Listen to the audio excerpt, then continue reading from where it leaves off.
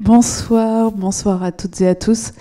Eh bien, je ne sais pas, au vu du nombre de personnes dans la salle, s'il est encore nécessaire de présenter Anne-Marie Cocula, que nous sommes toujours ravis d'avoir parmi nous.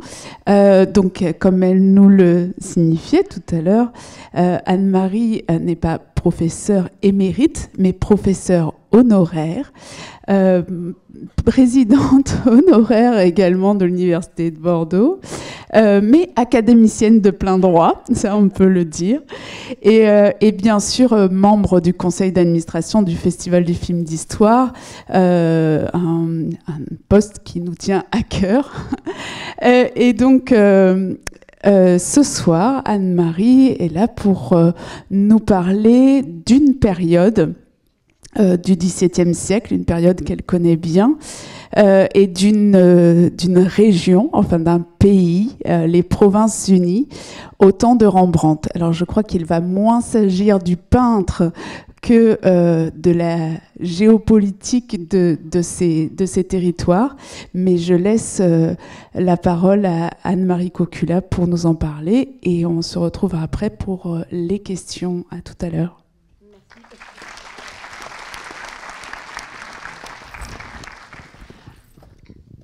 Bonsoir, bonsoir à toutes et à tous.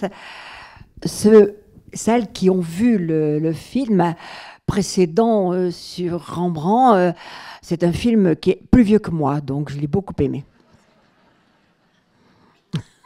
Il y a des décors étonnants, mais il y a des choses justes quand même, hein.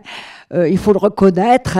Et puis il y avait les moulins, et puis il y avait vraiment... je dirais, ce qui faisait la fortune. Alors, je vais vous parler je vais peut-être avancer par rapport à l'époque de Rembrandt, parce que, somme toute, il arrive, lui, à un moment où les Provinces-Unies se dégagent de la situation impossible où elles étaient. Mais ce que je voudrais faire avec vous, puisqu'on a déjà parlé ensemble de la guerre de 30 ans, c'est de voir ce qui se passe avant. C'est comprendre. Et moi, je ne le comprends pas toujours d'ailleurs, comprendre comment un État va en quelque sorte se former à partir des années, on va dire, 1560. La guerre de libération des Provinces-Unies, elle dure 80 ans. Ce n'est pas la guerre de 100 ans, mais c'est la guerre de 80 ans.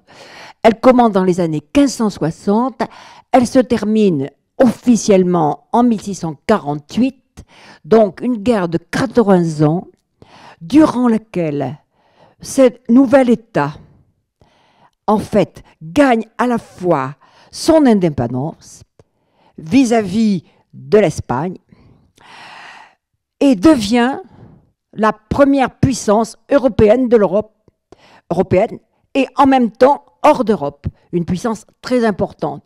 Or, finalement, c'est presque un pari impossible. Les historiens, d'ailleurs, se posent d'énormes problèmes quand on étudie ces Provinces-Unies. Et moi, je voudrais aussi ce soir vous montrer qu'en fait, cette histoire-là agit comme un laboratoire. C'est-à-dire que, au contact de la formation, de la naissance de cet État, on va se trouver devant des questions économiques, des questions sociales, des questions politiques et des questions religieuses qui bâtissent l'Europe d'aujourd'hui et qui posent aussi beaucoup de problèmes, sans oublier l'expansion coloniale qui est propre aussi à cet État comme à d'autres États européens. Donc je voudrais placer cette conférence sous le signe d'une expérience, d'une entreprise, d'un laboratoire et d'une énigme. Alors si vous le voulez bien, je vais faire défiler quelques cartes devant vous. On y reviendra tout à l'heure, mais je voudrais vous montrer d'ailleurs la complexité. Alors, je lance Voilà. Donc, la carte, on m'a dit... Oui, ah ben la voilà, bien. La carte que vous voyez là, c'est une carte de la fin du XVIe siècle, exactement 1576, qui montre comment ces Pays-Bas, je dis bien Pays-Bas, alors pourquoi on les appelle Pays-Bas? Ben, c'est chez les Habsbourg, on les appelle Pays-Bas parce qu'ils sont bas par rapport au pays haut, HAUT, l'Autriche. Voilà. Donc les Pays-Bas. Ces Pays-Bas, ici, alors ça vous rappelle effectivement, je dirais, des cartes, vous reconnaissez bien au nord ce que nous appelons les Provinces-Unies. Et vous voyez au sud ce qui est devenu en partie la Belgique, étant donné que la France en a pris une part. Et donc, ça, c'est la scission religieuse. Je dis bien la scission religieuse qui s'accomplit en 1576 avec en haut, au nord, les Provinces-Unies protestantes, à vrai dire calvinistes, et au sud, les Pays-Bas espagnols, qui deviendront autrichiens un peu plus tard. Donc, une géographie politique très complexe. On y reviendra tout à l'heure. Alors, voilà, non pas le point de départ, on va remonter un peu plus haut dans le temps tout à l'heure, mais l'élément fort, c'est que cet ensemble-là, finalement, est un ensemble qui est conquis dans la première moitié du XVIe siècle par les Habsbourg, et notamment par quelqu'un que vous connaissez forcément, qui s'appelle Charles Quint. Et vous voyez finalement dans la partie orientale la marque de l'Empire, il s'agit du Saint-Empire romain germanique, et au sud la principauté de Liège. Alors là, il y en a une carte en couleur, mais peut-être oui, celle-ci est déjà pas mal.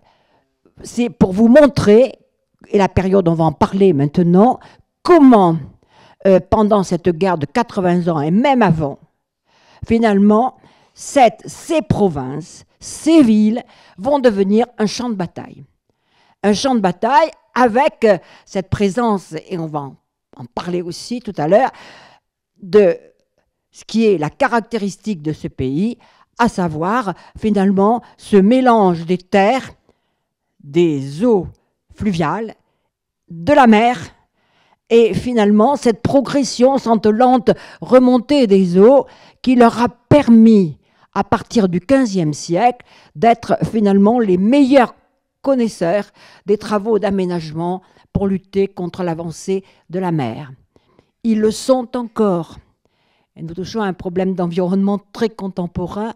À l'heure actuelle, ils sont déjà en mesure, par rapport au réchauffement climatique et à la continuation de la remontée des eaux, ils ont déjà en quelque sorte abandonné à la mer la partie la plus orientale de leur polder, et par contre ils ont rehaussé le reste. Donc on leur a confié d'ailleurs des travaux d'aménagement dans beaucoup de pays, et ils ont contribué chez nous en Médoc à l'assèchement des marais. C'est pour cela que vous trouvez si fréquemment l'appellation de flamands.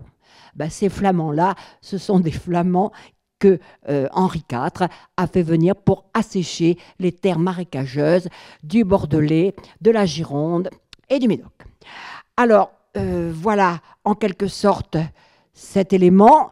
Alors ici, vous avez en quelque sorte le moment clé de ce partage qui va se faire 16e, 17e siècle. Alors c'est marqué en orange sur le haut, les Provinces-Unies calvinistes dont je vous ai parlé. Au centre, les terres qui sont contestées entre les deux, qu'on va appeler les terres de la généralité, et finalement au sud, la Flandre, les Pays-Bas espagnols, grignotés par la France et qui deviendront au XIXe siècle la Belgique.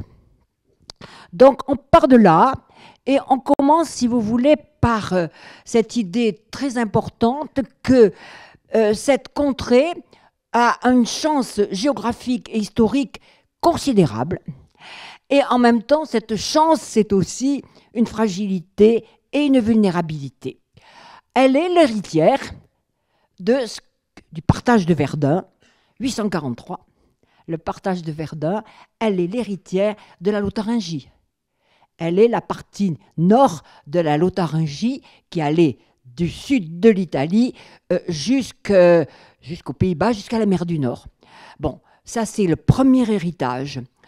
le second héritage qui n'apparaît pas sur les cartes, mais qui est à l'heure actuelle largement compris dans la France, c'est l'héritage bourguignon. Finalement, elle est aussi, ces pays-là sont les héritiers de la Bourgogne et cet héritage bourguignon, eh bien, il est largement aidé par la mort du duc de Bourgogne, Charles le Téméraire, en 1477, et à partir de ce moment-là, par la convoitise au sein du Saint-Empire germanique, par les Habsbourg, qui explique la conquête territoriale dont je vous ai parlé tout à l'heure. Donc, finalement, il s'agit là d'un héritage considérable, mais d'un héritage, et j'insiste beaucoup là-dessus, d'un héritage vulnérable. C'est-à-dire qu'il s'agit finalement toujours d'aménager par rapport aux eaux fluviales, par rapport à l'estuaire, ou plutôt au delta estuaire de l'Escaut, du Rhin, qui font que ce pays est un pays finalement entre la terre et les eaux, largement chanté, largement célébré par les poètes et par les paysagistes. Mais ce qui nous intéresse, c'est de voir que c'est un pays très vulnérable et en même temps un pays, et ça sera le second point à retenir dans cette présentation, c'est un immense couloir d'échange qui va de la Méditerranée à la mer du Nord. De la Méditerranée à la mer du Nord, c'est-à-dire, si vous voulez, du nord de l'Italie vers finalement les pays du Nord, vers les pays scandinaves. C'est vraiment un couloir d'échange. Et quand je dis un couloir d'échange, cela remonte finalement à l'époque du Haut Moyen-Âge. Voie d'échange primordiale avec, quand on remonte la mer du Nord vers les pays scandinaves, avec une grande entreprise commerciale qui était une entreprise d'échange et de ville qui appartenait à la Hanse. Donc, héritage hanséatique. On se trouve donc finalement dès le XIVe siècle, même sans doute un peu avant, avec une contrée, je vais le rappeler un peu plus tout à l'heure, qui, sur le plan économique, sur le plan commercial, sur le plan social, est quelque part à mettre en relation avec l'Italie, les cités italiennes de la Renaissance. Alors disons, pour être très franc, qu'au XIIIe siècle, elles sont en avance de 2 siècles par rapport à nous, 150 ans ou 200 ans. Quand je dis ça en pays aquitain, je le dis avec beaucoup de prudence, mais il faut l'accepter. Il faut l'accepter. Donc une avance que l'on voit finalement dans tous les domaines, que l'on retrouve dans tous les domaines. Alors finalement, vous me direz, ben, le chanceux, c'était Lothaire. Et ce n'était pas Charles le Chauve ni Louis le Germanique. Sauf que la grande fragilité de cet ensemble économiquement, socialement, politiquement en avance, c'est qu'il est menacé du côté Est et du côté Ouest. Et qu'il est menacé par 3 puissances, qui finalement ne sont que 2. D'une part, à l'Est, le Saint-Empire romain germanique, d'autre part, à l'Ouest, la France et l'Espagne. Et la difficulté, bien évidemment, c'est lorsque Charles Quint va cumuler, si j'ose dire, l'Empire en 1519 et la monarchie des royaumes d'Espagne en 1516. Donc, cette avance dont je vous parle, je crois qu'il faut un peu la développer. C'est une avance, j'allais dire, dans un secteur qui est l'économie et qui est l'agriculture. C'est à partir du XVe siècle et même avant que l'on voit en Flandre finalement l'abandon de la mise en jachère, c'est-à-dire ce repos forcé des terres pour leur permettre de se régénérer. À partir du XIVe et XVe siècle, en Flandre, si vous voulez, dans la Belgique actuelle, eh ben, on a déjà un assolement triennal avec des plantes fourragères, avec des légumineuses. On perd beaucoup moins, j'allais dire, de temps dans les récoltes. Autre élément qui a été mis en valeur par les historiens économiques, les rendements. On a pu calculer que dans la France, dans notre région, si vous voulez, quand on plante un grain de blé, on en récolte 3 ou 4. Dans ces régions-là, en raison de la richesse alluviale, du traitement de la terre, quand on plante un grain, on en récolte une dizaine. Donc, c'est vraiment là quelque chose qui explique cette avance. Autre élément primordial, le régime seigneurial, le régime de la seigneurie, qui est finalement très dur, très contraignant dans l'Europe orientale, qui se traduit par le servage en Moscovie, mais qui est aussi très contraignant en France, dans le royaume de France, alors que là, les historiens pensent qu'il s'agit, estiment, parce qu'ils l'ont calculé, d'un régime seigneurial léger, c'est-à-dire où les contraintes sont moins importantes, moins lourdes de taxes, et où la propriété est héréditaire, c'est-à-dire qu'il y a beaucoup moins de saisies et qu'il y a beaucoup moins de confiscation. Donc, on a affaire à des conditions économiques qui sont largement favorables, mais le plus important dans ce domaine, dans ce thème, c'est bien évidemment la démographie. Alors, il faut oublier en quelque sorte la démographie de la France à cette époque-là, ou la démographie du Saint-Empire romain germanique. Ce qui caractérise cette région, et on peut revenir finalement à l'une des cartes. Voilà. Ce qui caractérise cette région, les villes n'ont pas changé de place en un siècle, c'est bien évidemment la densité urbaine. Une densité urbaine incomparable, semblable à celle de l'Italie du Nord, et une densité urbaine avec la cohabitation de villes et de ports, et une société qui est une société où la bourgeoisie joue un rôle important, et cette bourgeoisie, elle se rassemble finalement dans des confréries, dans des corps de métier. C'est ce que vous avez vu dans le film, lorsque la garde civile veut être représentée sur le fameux tableau de Rembrandt, où ils vont se retrouver dans l'ombre, d'autant plus impressionnante cette ombre que ce tableau avait été déposé dans la salle de la confrérie au-dessus d'une cheminée, que la cheminée avait bien rendu encore plus impressionnante cette ronde de nuit, et qu'une fois nettoyée, on s'est aperçu que c'était une ronde de jour. Mais que la petite personne illuminée devant, que l'on a aperçu un tantinet dans le film tout à l'heure, cette jeune femme qui éclaire à elle seule, c'est Saskia. Il a représenté Saskia avec un coq à la main. Donc, voilà, une bourgeoisie qui joue un rôle très important, des gens de métier, des artisans, et pas simplement les meuniers, comme vous avez vu tout à l'heure, le père et le frère de Rembrandt. Donc, en fait, on se trouve devant une densité urbaine que la France connaîtra dans la seconde moitié du XVIIIe et plutôt au XIXe siècle.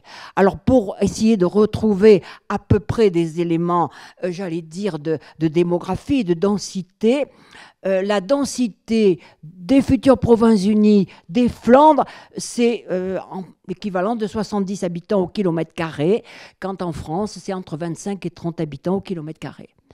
Donc, densité urbaine très importante, une population beaucoup plus concentrée, bien évidemment, dans les villes que dans les pays voisins, et des villes qui comptent sur le plan démographique.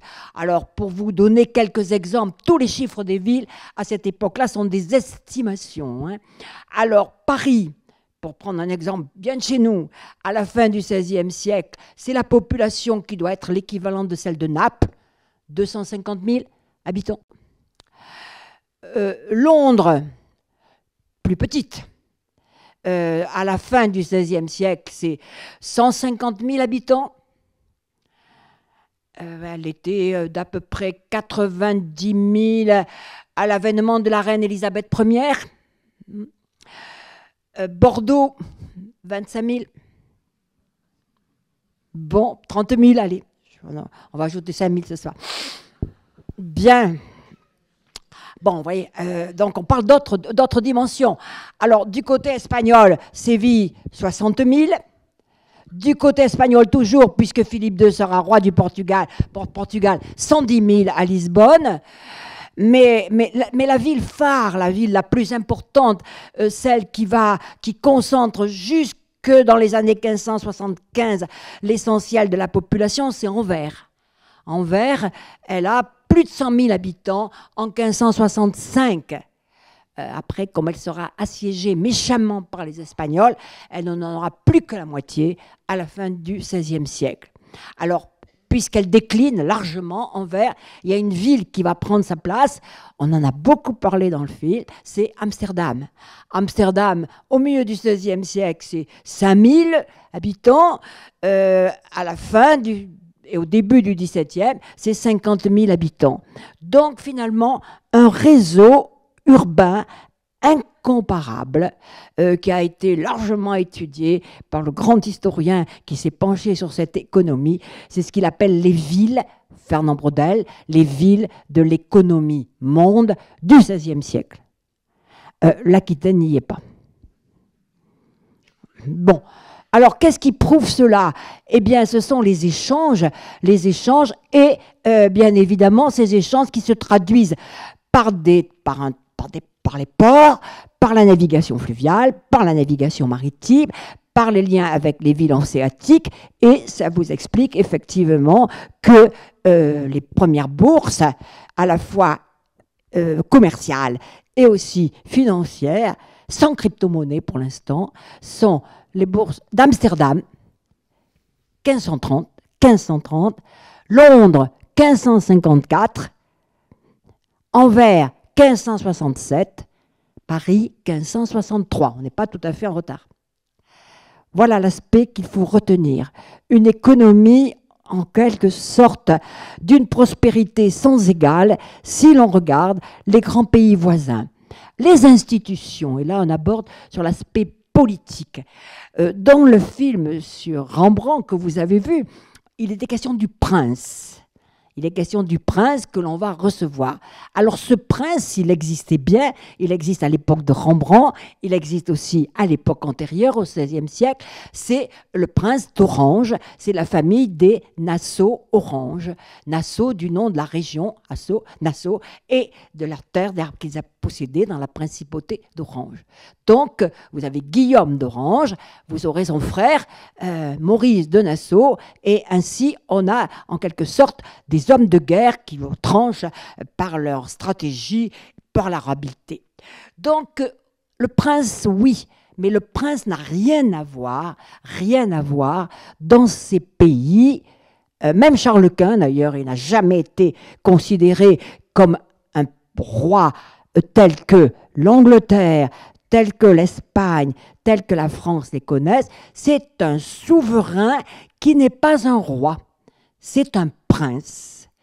Parce que ce prince a un pouvoir contrôlé, pas sous la contrainte d'autres pouvoirs, selon une hiérarchie qui a été largement étudiée, avec une primauté, ça ne vous étonnera pas, au XXIe siècle, ou même finalement depuis la Révolution française, avec une primauté donnée au corps de ville, c'est-à-dire donnée au conseil de ville, donnée aux municipalités. Alors comme je vous l'ai dit, de villes importantes, avec un corps de ville, un conseil municipal important. Alors pas tout à fait les élections de nos jours, mais des élections hiérarchiques, un peu à la façon des Bordelais, mais une représentation socialement beaucoup plus importante que dans les autres villes, et un pouvoir à la fois économique, social, politique et militaire. Rappelez-vous le film, la milice, le corps de ville, ce sont en fait des dépendants du magistrat. On donne le terme de magistrat à ces corps de ville. C'est ce qu'on retrouve un peu dans le Saint-Empire romain germanique, ce qu'on appelle des villes d'empire. Les villes d'empire, comme Francfort, ce sont des villes qui ne dépendent que du prince et qui ont un pouvoir d'autonomie. Alors, vous me direz, et en France, on a les bonnes villes. Oui, ça n'a rien à voir. Ça n'a pas à voir parce que je dirais que depuis le XIIIe siècle, les rois de France ont compris que le pouvoir des villes, il valait mieux le mettre sous emprise et sous contrainte. C'est qu'il vous explique qu'au XVIe siècle, par exemple, eh bien, Bordeaux va perdre, je dirais, en grande partie ses libertés urbaines, et ça vous explique aussi que Paris les ait perdues depuis le XIVe siècle. Donc, un corps de ville, des magistrats, et donc la possibilité de se faire représenter en peinture, en quelque sorte en armes, ce qui ne serait absolument pas compris dans un pays comme la France ou l'Espagne. Au-dessus, puisqu'on a une division en ville, mais une division en province, dont vous voyez les noms en regardant la carte, eh bien, au-dessus des États provinciaux, c'est-à-dire des États qui comportent des députés à la fois des villes et des provinces. Alors, nous avions cela aussi en France, mais on a oublié de les réunir. À partir du XVIe siècle, on ne supprime pas, il vaut mieux ne pas supprimer, il faut oublier, donc on ne réunit plus. Tandis que les États provinciaux des provinces et des villes dont je vous parle se réunissent, ont une capacité d'indépendance, de refus. Au-dessus d'eux, comme en France, mais se réunissant beaucoup plus souvent qu'en France, les États généraux. Les États généraux. Et ces États généraux, on le verra un petit peu tout à l'heure, ils vont décider finalement de se réunir en 1576 sans l'autorisation du roi d'Espagne, Philippe II. Voilà. Donc, en fait, toute une stratification politique qui fait que la place du prince est toujours une place négociée. C'est une place contractuelle. Chaque prince, chaque grand personnage doit contracter, signer un contrat comme une convention avec les autorités représentatives de la société et la population. Alors, vous allez me dire, dans cette stratification, la noblesse. Eh bien, la noblesse, elle joue un rôle important. Il y a de très grandes familles, moins nombreuses malgré tout que dans le royaume de France. Il y a, de façon statistique, moins de nobles, mais il y a aussi ces catégories de petits, de grands, de moyens nobles. Mais en fait, eux, ils ont en face d'eux la tutelle des villes, l'emprise des villes, et en fait, eux, leur force, leur capacité, ce sont les armes. Ce sont eux les véritables combattants, finalement, de la guerre de libération contre l'Espagne.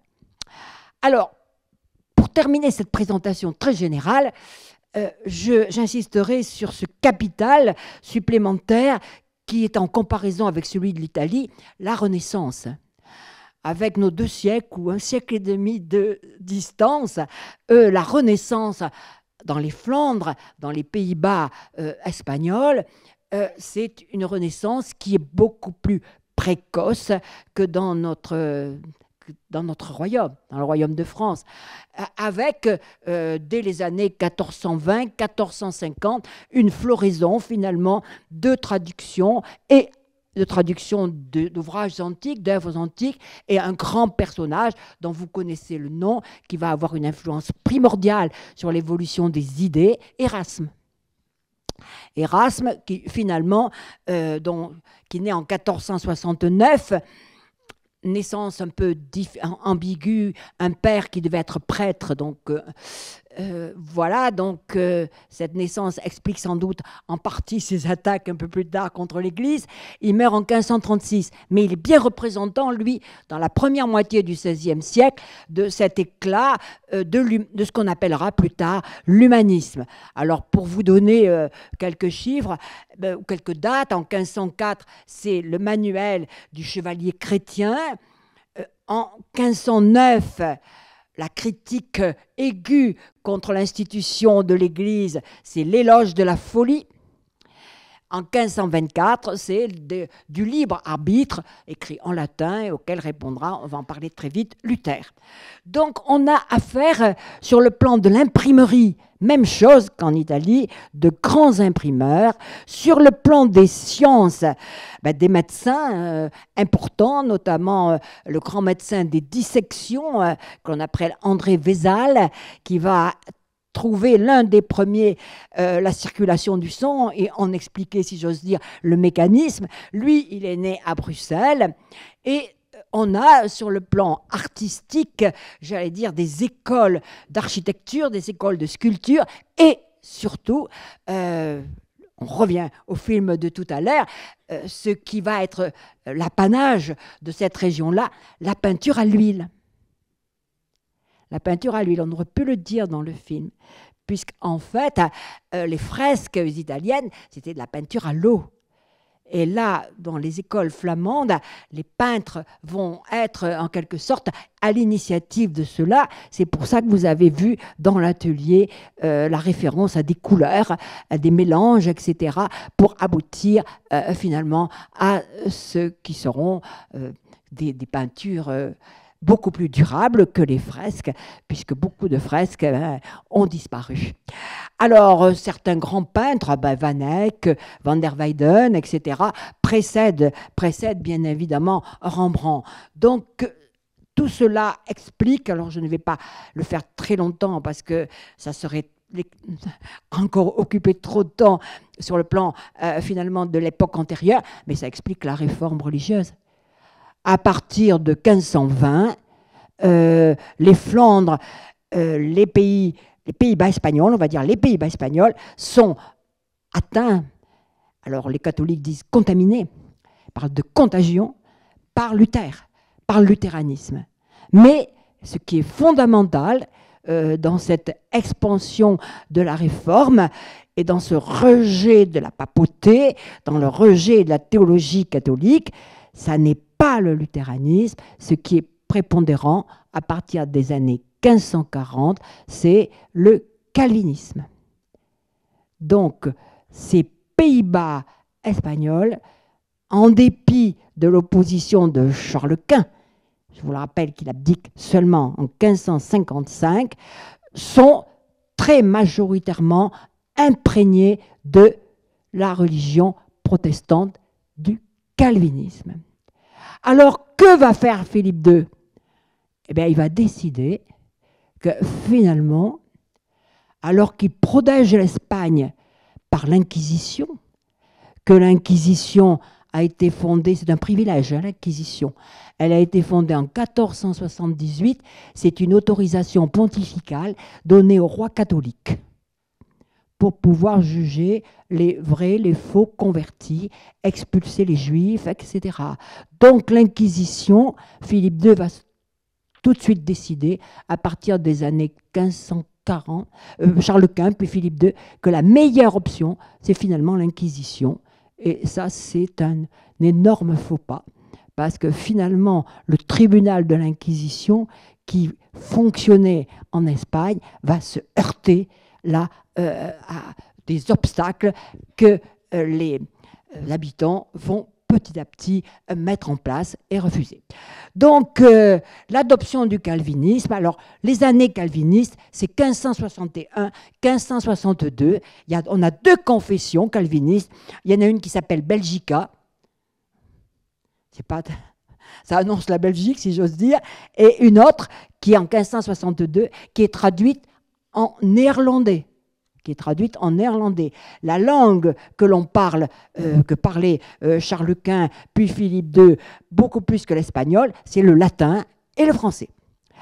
Alors, nous allons partir en quelque sorte de ce moment-là, important pour expliquer la scission religieuse qui va se produire en 1576, en 1577. Donc, Charles Quint abdique en 1555. C'est rare, quand on a autant de pouvoir, que de choisir d'abdiquer. Il le fait. Et vous savez qu'il prend sa retraite en Espagne, au couvent de Yuste, et qu'il va mourir peu de temps après. Et il transmet les Pays-Bas à Philippe II. Alors Philippe II, c'est son fils.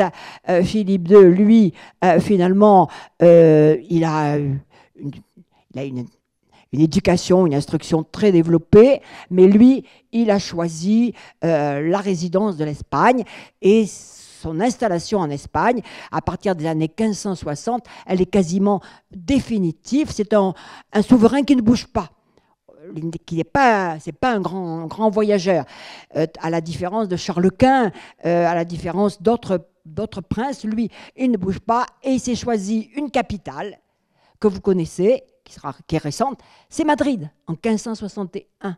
Et il s'est choisi aussi de construire à côté de Madrid cet immense château en forme de grille, l'Escorial. Pourquoi en forme de grille? Eh bien, pour célébrer la victoire qu'il a remportée en 1557 à Saint-Quentin, dans le nord actuel de la France, contre les Français. Donc, un château qui va mettre quelques décennies à être construit, mais qui vous explique finalement sa décision d'envoyer plutôt des parents, voire des femmes d'ailleurs, ses tantes qui seront régentes des Pays-Bas, mais de ne pas s'occuper directement de la situation des Pays-Bas. Alors, on arrive à quoi? Eh bien, on arrive à une tempête. La première tempête que la France a connue en 1562, les grandes tempêtes iconoclastes du début des guerres de religion, on a une grande tempête iconoclaste. Alors on en a pas mal dans la région. Si vous allez par exemple à Saint-Macaire, vous verrez comment les tympans des églises ont été cassés, et cassés de façon, je dirais, symbolique. On coupe les têtes, on coupe les doigts, on arquebuse les crucifix, etc. C'est vraiment une tempête. Alors la grande tempête iconoclaste qui va effrayer les catholiques, elle se produit dans la région de Lille. Voilà, dans Valenciennes, Lille, dans notre France actuelle, mais je rappelle qu'il n'était pas à l'époque en France. Nous sommes en 1566 et ces deux collègues qui ont écrit, Alain Lautin et Solange Dayon, les casseurs de 1566. Ils ont tout cassé. Et ils ont en quelque sorte démoli finalement à la fois des églises, des monuments, des statues, etc.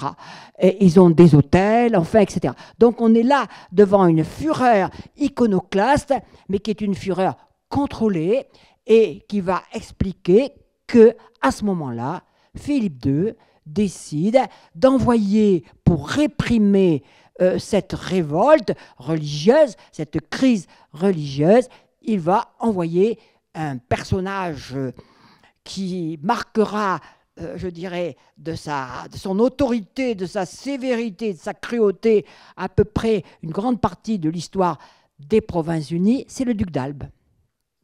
Donc le duc d'Albe est en 1567, il part. Et moi, pour avoir suivi Brantôme, je sais que les Français ont été épouvantés à l'idée que l'armée du duc d'Albe allait longer le royaume de France, mais en même temps, Brantôme, qui adore finalement l'armée espagnole, va le voir. Il va les voir défiler et il est frappé en quelque sorte par cet ordre, par cette infanterie, la fameuse infanterie des tertios. Arrivé en Flandre, eh bien, le duc d'Albe sévit, réprime, torture. Et si vous êtes allé sûrement sur la grande place de Bruxelles, vous avez là le rappel de l'exécution en 1568, en juin 1568, des deux comtes, de deux grands personnages, le comte de Horn et le comte d'Egmont, qui seront décapités pour la grande place de Bruxelles. Donc, pour faire un exemple, mais cet exemple, c'est des milliers de condamnations et, semble-t-il, d'exécutions.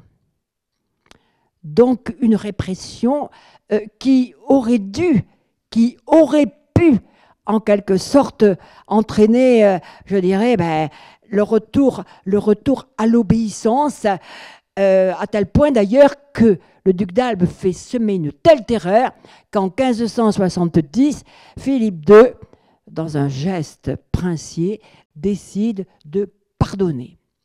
Mais face à lui, il a désormais une révolte nobiliaire de ceux qui, critiqués par la régente qui représentait finalement Philippe II, elle les a traités de gueux, et bien désormais, eux, s'appellent les gueux. Et la révolte des gueux, c'est-à-dire des nobles, va en quelque sorte conduire à un phénomène de révolte armée, de guerre.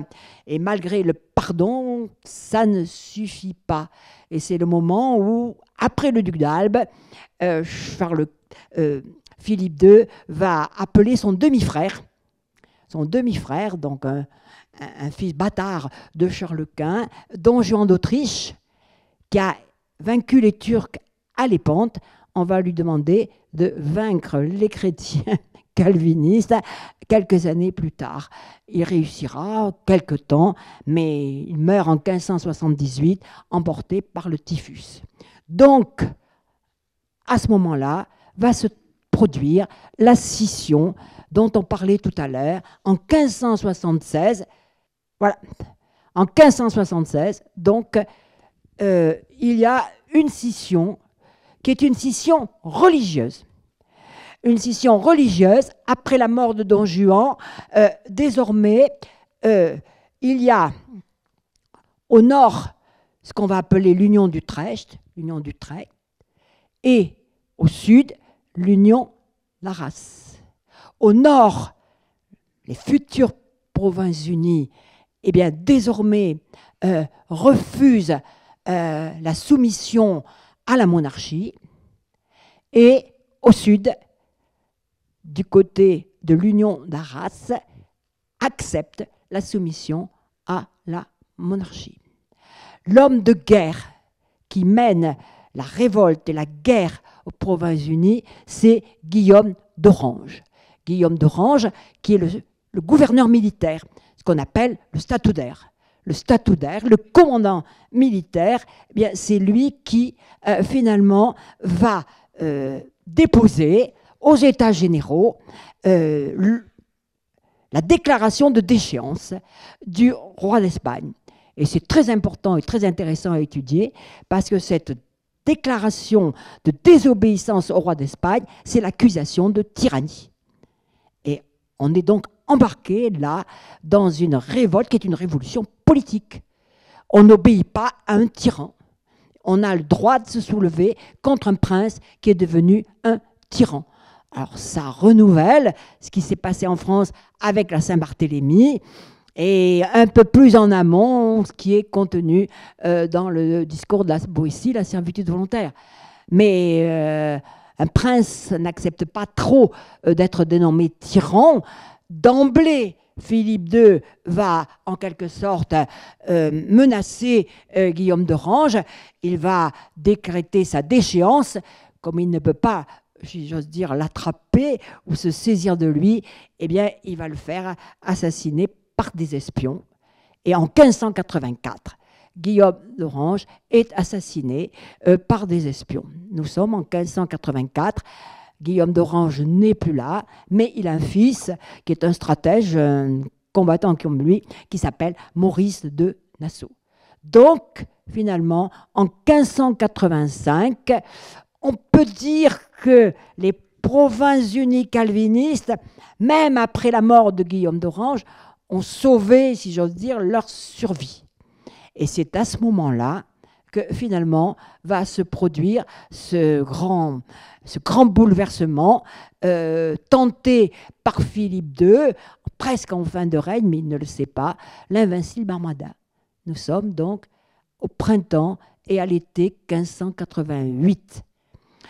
C'est le moment où Philippe II, devenu roi d'Espagne en 1500, roi du Portugal en 1581, décide d'armer à Lisbonne une grande flotte pour certains bateaux transportés de Méditerranée dans l'Atlantique, avec 30 000 combattants, soldats, marins, qui vont avoir pour mission de balayer les protestants alors d'abord par ordre géographique de remonter en longeant le littoral de la France, qui prend assez peur, et de se débarrasser de la reine Élisabeth Ier d'Angleterre, que Philippe II connaît bien, puisqu'elle a été sa belle-sœur, puisque lui-même a été l'époux de Marie Tudor. Mais pour Philippe II, c'est une bâtarde, parce qu'elle est née d'Anne Boleyn, et donc elle est bâtarde, elle est anglicane, il faut s'en débarrasser. Donc, si on se débarrasse de la reine bâtarde, on en profite pour se débarrasser en face, de l'autre côté de la Manche, des protestants français qui menacent le roi de France. Et tant qu'on y est, c'est l'essentiel, on cingle la flotte vers les Provinces-Unies, et là, on en termine avec la révolte des Provinces-Unies. Alors, vous connaissez l'histoire, je ne vais pas... ça ne marche pas, ça échoue. Ça échoue pour diverses raisons que je vais rapidement résumer. Un, le commandant de la flotte n'était sans doute pas à la hauteur, il connaissait bien la Méditerranée, mais assez peu l'Atlantique. Deux, finalement, le mauvais temps s'est installé même dans le golfe de Gascogne. Trois, les Anglais avaient largement espionné, puisque Élisabeth Ier avait envoyé son corsaire d'élite, Francis Drake, espionner jusqu'à Lisbonne l'état de la flotte. Donc, en arrivant finalement aux abords de la Manche, la reine s'est précipitée sur la côte, et là, les bateaux lourds espagnols vont avoir affaire à des bateaux un peu plus légers, très, très abondants en canons et les brûlots, c'est-à-dire qu'on va leur lancer finalement des chiffons enflammés sur les bateaux. Certains vont brûler, et on va rater en même temps le débarquement aux Pays-Bas, parce que les Hollandais ont prévu en quelque sorte cette arrivée, et ils vont se joindre aux Anglais. Et finalement, pour le malheur de ces malheureux marins espagnols, la tempête va les éparpiller, les disperser, la tempête de la mer du Nord. Certains vont remonter jusqu'au nord de l'Écosse, et d'autres vont être naufragés sur les côtes de la France, et il y en a même qui vont traverser la France à pied, et il y en a même qui iront toquer au château de Brantôme pour lui demander refuge. Nous sommes donc à la fin de l'année 1588, et on peut dire à ce moment-là que finalement les Provinces-Unies se proclament souverains. Nous sommes en 1590. Et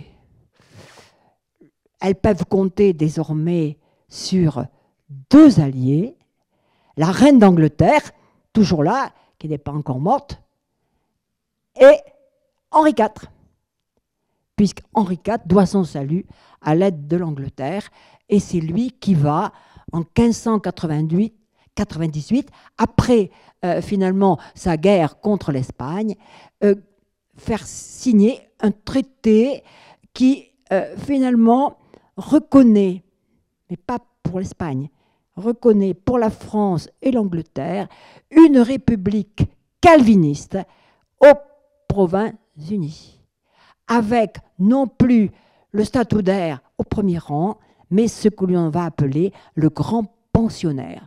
Ce grand pensionnaire, qui est un civil en quelque sorte, il s'appelle Oldenbarneveld, et il va donc conduire la politique des Provinces-Unies jusqu'en 1619. Donc voilà, au début du XVIIe siècle, finalement, les Provinces-Unies sont nées. Énigme, je vous en ai déjà parlé, parce qu'elles n'ont pas autant de monde que la France. Combien d'habitants, je ne saurais pas répondre. 5 millions, 6 millions. Mais beaucoup de richesses, un commerce qui est un commerce mondial, international, nous dirions maintenant, et finalement une capacité militaire grâce à l'alliance avec l'Angleterre et grâce à la France, et en même temps une mise en valeur. On n'insistera jamais assez à notre époque sur cet art et cette technique à la fois d'assèchement, à la fois d'irrigation, de drainage de l'école flamande. Donc on peut dire, si vous voulez, que au début du XVIIe siècle, on peut se dire que les Provinces-Unies peuvent déjà faire valoir tous leurs atouts. Et c'est à ce moment-là que sera signée la trêve de 12 ans avec l'Espagne. Alors, autre énigme, quel rôle a pu jouer finalement cette alliance, ce rôle dans l'assassinat d'Henri IV, qui a pu commanditer du côté espagnol finalement l'assassinat d'Henri IV, puisque l'alliance anglaise et l'alliance française pour soutenir les Provinces-Unies, c'était quand même difficile. Mais en tout cas, et là je vais insister encore, c'est le moment où, sur le plan économique, les Hollandais vont créer les premières grandes compagnies commerciales. En 1602, la Compagnie des Indes orientales, un peu plus tard, la Compagnie du Nord, en 1615, et finalement, une école de pensée qui prolonge et qui apparaît finalement très étrangère à ce moment où les monarchies, je pense à la France, je pense à l'Espagne, même s'il n'y a plus Philippe II, il y a Philippe III, Philippe IV, je pense à l'Angleterre, puisqu'après Élisabeth, il y aura Jacques Ier, etc. Donc le moment où la monarchie gagne du terrain dans toute l'Europe, elle en perd aux Provinces-Unies, où jamais elle n'est reconnue à la façon des autres pays. Alors, en 1619, va se tenir une assemblée religieuse, un synode, le synode de Dordrecht, qui montre qu'il y a dans le calvinisme, en gros, beaucoup de courants, mais qu'il y en a deux principaux, ceux que l'on va appeler les gomaristes et ceux que l'on va appeler les arminiens. Alors j'explique, ce sont les deux noms, Arminius d'un côté, Gomard, ce sont des théologiens. Alors Arminius, lui, il est pour un calvinisme modéré. Gomard, lui, il est pour un calvinisme dur, pur et dur, qui est celui de la prédestination absolue. C'est-à-dire que lorsque vous naissez, vous êtes prédestiné, pas de problème pour arriver jusqu'au bout. La grâce ne sera pas sur votre chemin. Bien, ce n'est pas une menace que je vous fais. Donc, ce synode de Dordrecht, c'est 1619. C'est juste au moment où commence la guerre de 30 ans et où finalement on va arriver tous les événements militaires dont nous ne parlerons pas aujourd'hui. Donc c'est important parce que ce synode de Dordrecht montre comment finalement sur le plan religieux, on le perçoit un petit peu dans le film de tout à l'heure, finalement la morale, tout est guidé par la religion. Et le malheureux Oldenbarneveld, qui était arminien, donc trop modéré, alors que Maurice de Nassau était, lui, gomariste, donc prédestination absolue, Oldenbarneveld va être accusé de, j'allais dire, de mollesse, accusé d'avoir accepté la trêve de 12 ans, etc. Il va être jugé, condamné et exécuté. Donc, nous sommes finalement au retour du pouvoir militaire lorsque commence la guerre de 30 ans.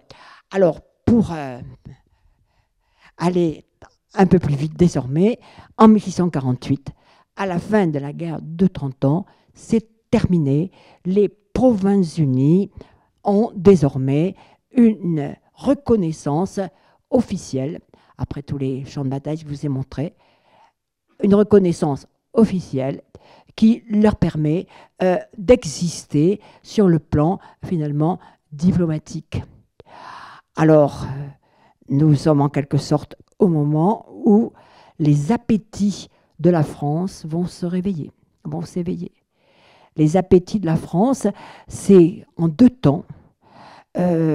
D'abord, à l'époque de Richelieu et de Mazarin, c'est fortifier la frontière du Nord pour éviter que la rivière de Somme serve de frontière entre les Pays-Bas espagnols et la France.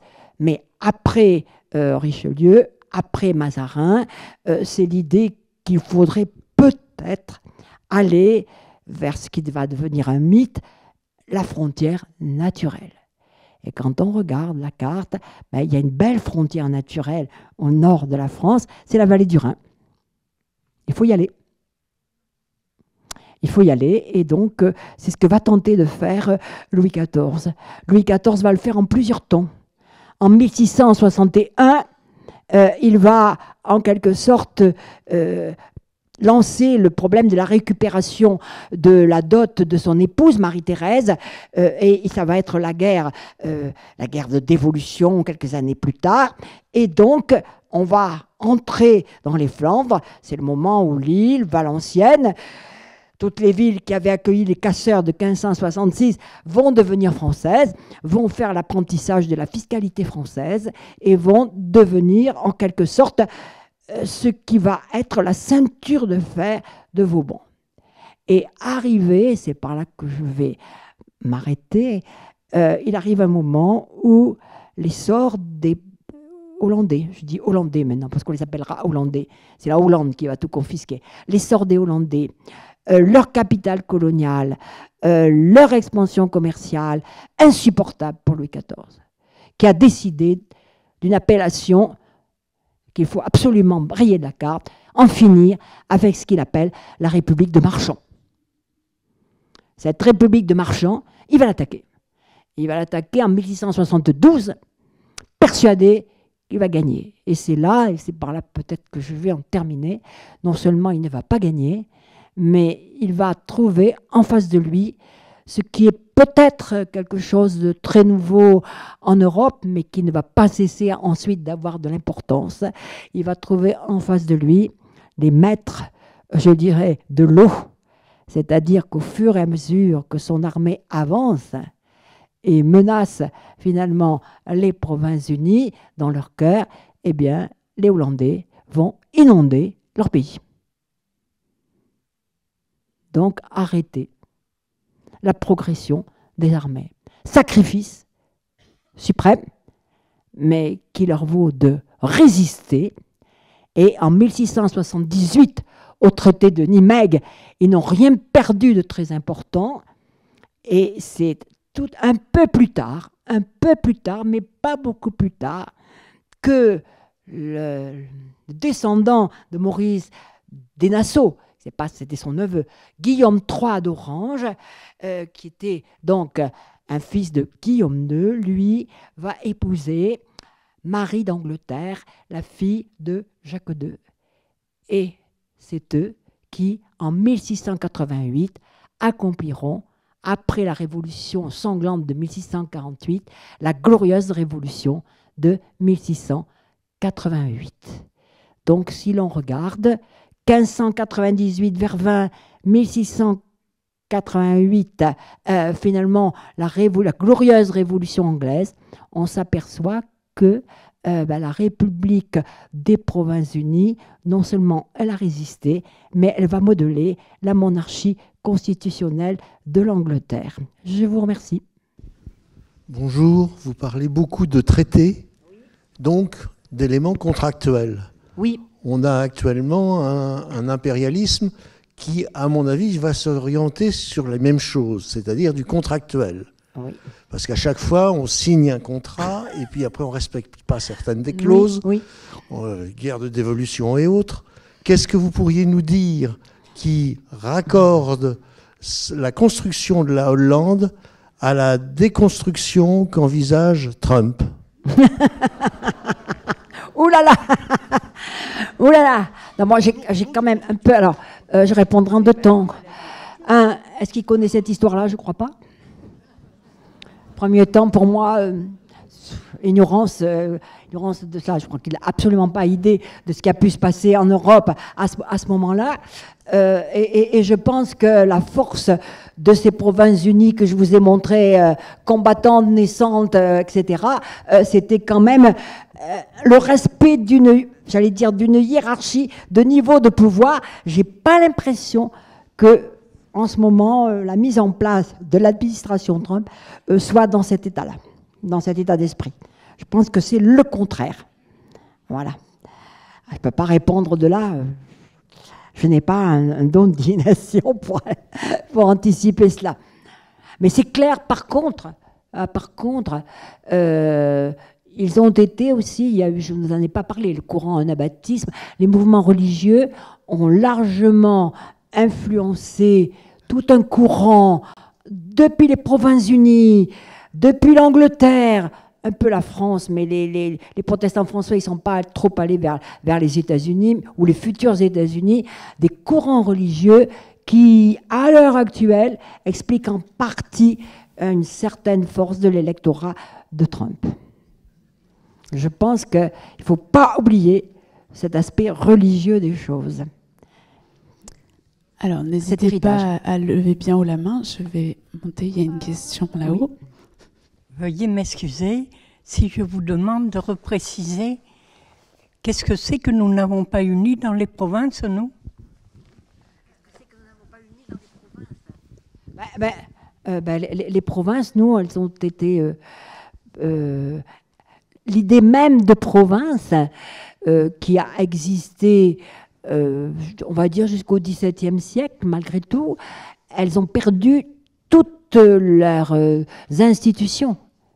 Les États provinciaux, comme je vous l'ai dit tout à l'heure, ont cessé d'exister, sauf la Bretagne et le Languedoc, où on a pu les étudier jusqu'à la Révolution. Mais ailleurs, en Guyane, en Périgord, en Normandie, on a oublié de les convoquer. On avait ces États provinciaux. Mais le développement, le progrès de la monarchie, qui à mon avis n'a jamais été quand même une monarchie absolue, même si on la prend, non. Mais les progrès, la contrainte monarchique a jugé que c'était quelque chose qui finalement était un obstacle au pouvoir. Bon. Donc là, ça n'a pas joué du tout. À la Révolution, lorsque dans les cahiers de doléances, c'est très intéressant, dans les cahiers de doléances de 1788, que réclament les rédacteurs des cahiers? Presque dans tous les cahiers, quel que soit l'ordre, noblesse, clergé, tiers état, ils demandent le rétablissement des États provinciaux.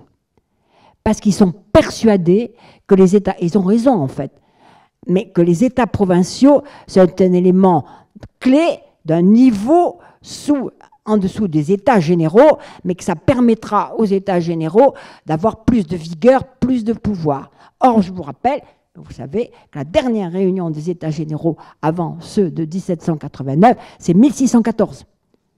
Donc 1614, 1789, on avait de beaux souvenirs, mais qui restaient malgré tout imprécis. Donc, qu'a fait la Révolution en 1790? Les constituants, ils ont dit surtout pas de province, on supprime les provinces et on fait une division en départements.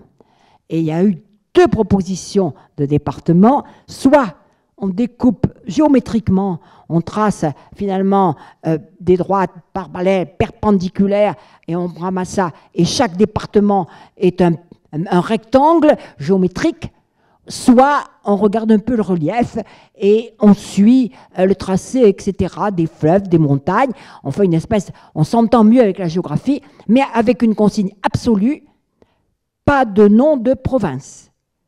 On ne doit plus donner des noms de provinces, mais des noms de rivières, mais des noms de montagnes, etc.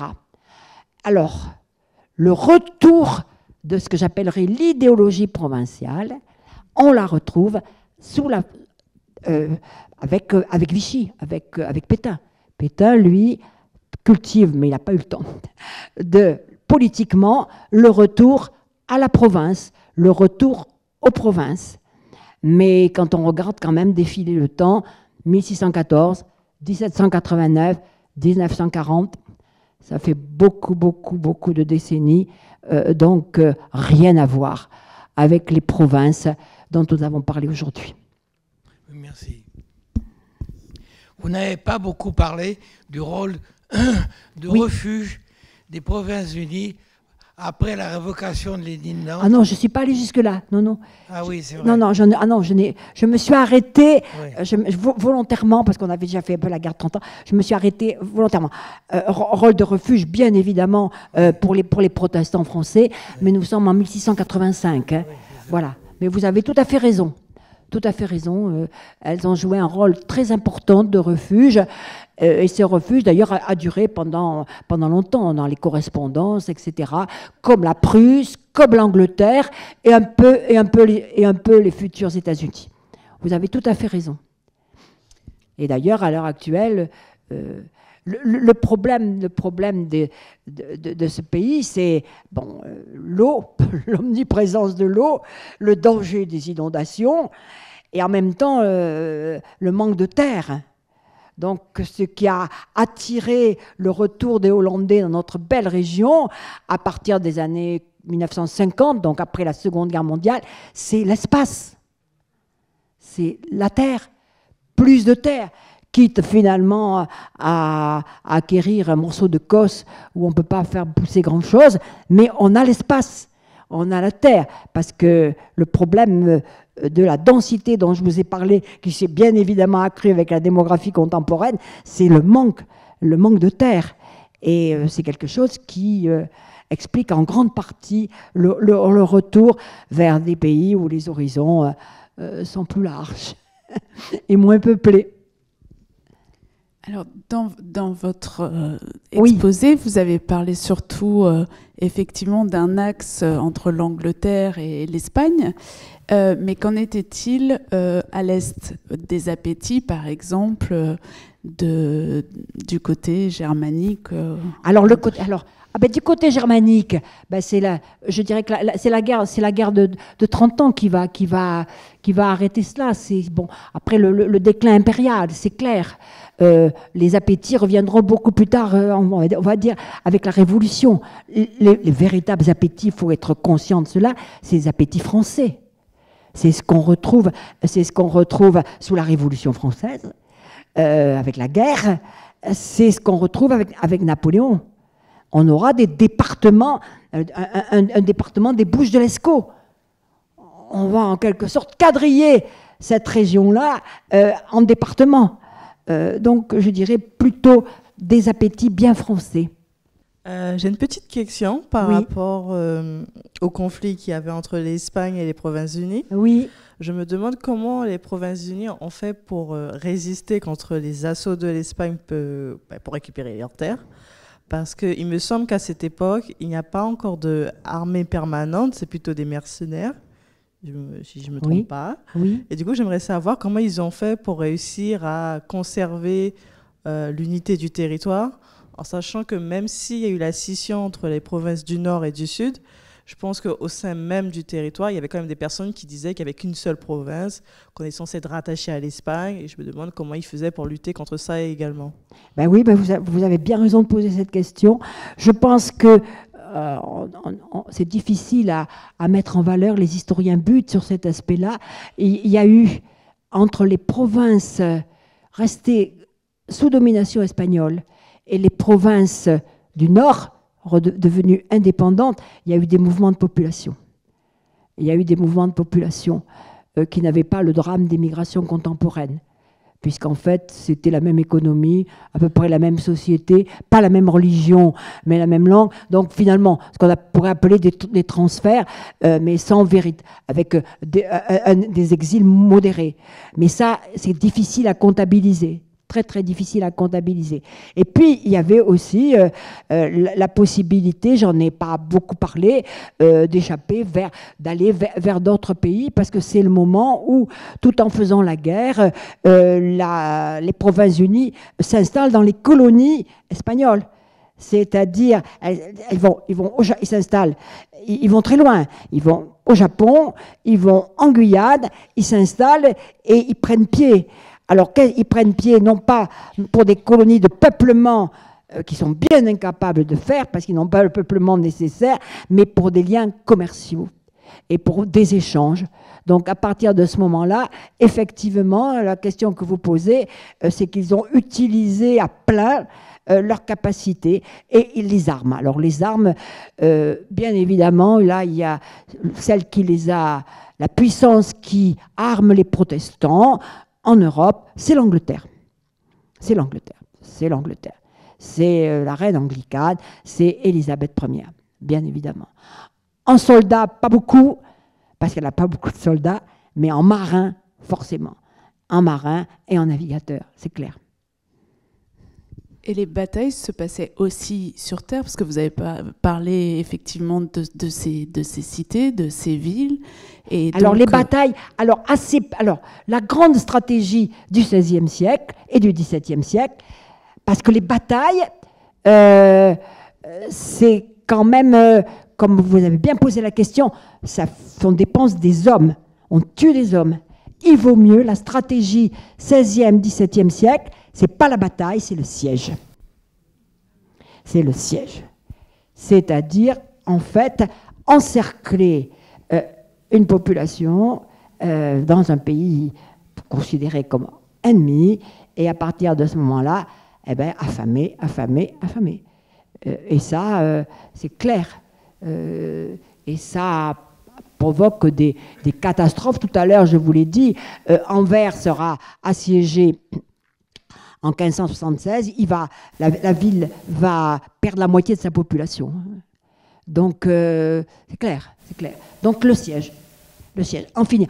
Paris sera assiégé, Paris-Ligueur sera assiégé de 1588 en 1594, 6 ans. 6 ans qui vont faire disparaître sans doute le tiers de la population de la faute d'Henri III, du futur Henri IV, et là, qui tueront énormément de monde. Je ne parle pas du siège de Sancerre, etc. C'est le siège, bien évidemment. Sur une des cartes que vous avez montrées, oui. Vous parlez des provinces du Nord, oui. Et ensuite au Sud, les provinces sous la domination espagnole. Et entre les deux, alors qu'est-ce qui se passe? Entre les deux, il se passe un terrain, ce que l'on voit ici, la généralité, il se passe des offensives de part et d'autre, qui vont être finalement comblées par les Provinces-Unies, parce que les Provinces-Unies, quand on regarde cette carte-là, que vous voyez maintenant, elles ont vraiment comme capitale économique le Rhin, tout ce qui est finalement la navigation, tout le contact navigation fluviale et maritime, c'est clair. Mais la complexité frontalière de ces régions-là, notamment à l'heure actuelle entre la France et la Belgique, ou les Belgiques et les Pays-Bas, bon, on ne se fait plus la guerre, hein, mais elle persiste.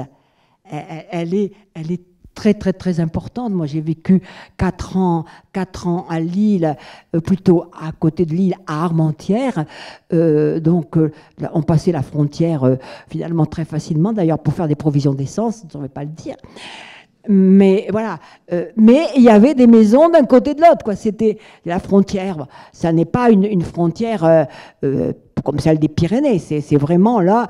Bon, et ça pose des problèmes, effectivement, de contact quand on est hostile, quand on s'entend. Et sur les cartes, il y avait sur la carte qui était précédemment sur l'écran, il y a la partie mauve également, que sur d'autres cartes on voit en blanc. Liège, la principauté, tout à fait.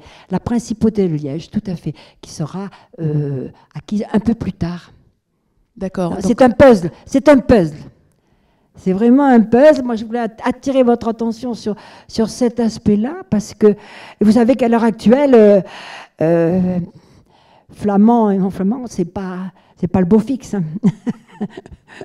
Je n'ai pas évoqué ce problème. Mais quand vous êtes dans des villes comme Louvain et que quand vous parlez français, on vous répond en néerlandais, puis en flamand, et puis après, non, c'est pas facile. Le bilinguisme est quand même un obstacle. Oui, il y avait une autre... Oui, pardon. J'arrive. Je me demandais comment la République des Provinces-Unies était redevenue une monarchie. Parce qu'à l'heure actuelle, les Pays-Bas sont monarchies. Par le biais par le mariage anglais, Guillaume III. Voilà. On a rétabli les statuaires, en fait. Ce sont les descendants des statuaires du XVIIe siècle. Mais c'est une monarchie à l'anglaise. Ou plutôt, voilà, c'est une monarchie à l'anglaise. Une monarchie de contrat. J'ai senti que certains d'entre vous, une monarchie de contractualisation, tout à fait, avec des pouvoirs de contrôle. Et quand Guillaume Guillaume d'Orange déclare que Philippe II est un tyran, il ne prend pas de gants. Hein. Il lui dit qu'il est peut-être roi en Espagne, mais qu'il n'est pas roi là. Donc, non, c'est vraiment une... Idéologiquement, c'est quand même très, très, très différent de ce que l'on voit évoluer dans un pays comme la France et même comme l'Espagne. Mais pas comme l'Angleterre. Oui, encore. Pas d'autres questions. Ah, c'est tout là-haut, je vois. Ah, si, tout à fait fait. Je ne vois pas, je ne vois que de l'ombre. Vous relisez La tulipe noire, quand même. Je n'ai pas parlé des fleurs, j'aurais dû parler des fleurs. Merci. Mais ça continue, justement. Ils sont restés très fidèles. À propos des Pays-Bas, de cette période, il y a deux mots, ou plutôt deux noms, sur lesquels je voudrais vous interroger. C'est Grotius et Spinoza. Alors, Grotius, Spinoza, il vient d'ailleurs, Spinoza. Spinoza, il est en quelque sorte, pour lui c'est un pays refuge, et c'est en même temps, comme je l'ai un peu dit tout à l'heure, où est-ce qu'il c'est un endroit où il peut s'exprimer sans censure et poursuivre son œuvre d'approfondissement, je pense, qui est beaucoup moins théologique que critique et philosophique. Alors Grotius, c'est autre chose, c'est une réflexion par rapport à c'est un peu d'actualité là encore, à la possession, je dirais, des espaces maritimes. Grotius, c'est le marais, la mer libre en quelque sorte. C'est en finir avec Tordesillas.